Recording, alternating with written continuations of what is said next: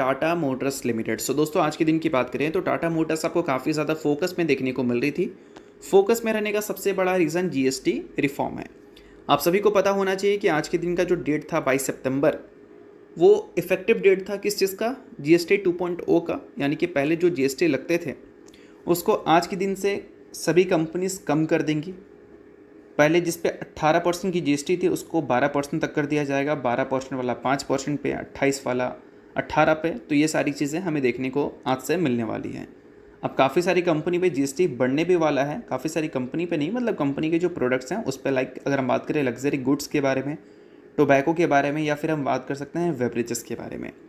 तो देखो आज के दिन से क्या है कि कार आपको सस्ते देखने को मिलेंगे, टीवी सस्ते देखने को मिलेंगे, फूड्स आपको सस्ते देखने को मिलेंगे जीएसटी कम होने की वजह से।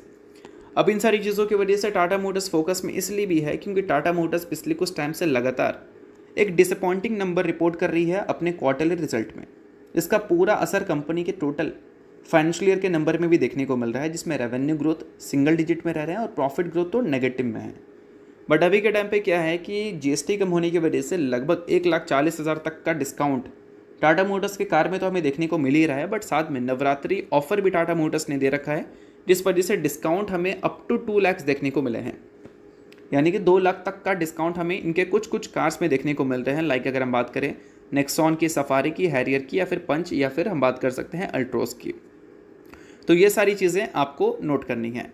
बाकी इसके अलावा अगर हम बात करें टाटा मोटर्स जो डिस्काउंट दे रही है अभी के टाइम पे जीएसटी के अलावा, वो हो सकता है आगे चलकर हमें कम होती हुई नज़र आ जाए, क्योंकि इस चीज़ को लेकर एक रिपोर्ट हमें क्लेम करती हुई दिख रही है। अब देखो कम क्यों किया जाएगा कंपनी की तरफ से, वो मैं बता देना चाहूँगा। अभी के टाइम पे कंपनी जो डिस्काउंट दे रही है वो इसलिए दे रही है ना भाई, क्योंकि उनके कार्स बिके।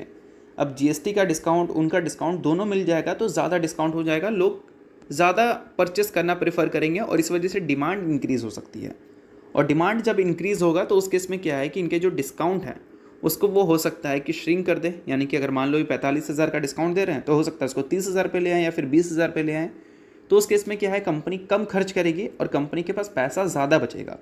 और इस वजह से जो पिछले एक साल में 37% की डीग्रोथ कंपनी के नेट प्रॉफिट में दिख रहा है ना, वो थोड़ा सा रिकवर कर सकता है। तो अभी के टाइम पे डिमांड ज़्यादा इंपॉर्टेंट है इन सारी कंपनीज़ के लिए। डिमांड अगर अच्छा रहता है तो डिस्काउंट भी कम हो सकता है, और डिमांड अगर ख़राब ही रहा तो डिस्काउंट हो सकता है कि आगे चलकर बढ़ते हुए भी देखने को मिल जाए। कौन जानता है ये सारी बातों को।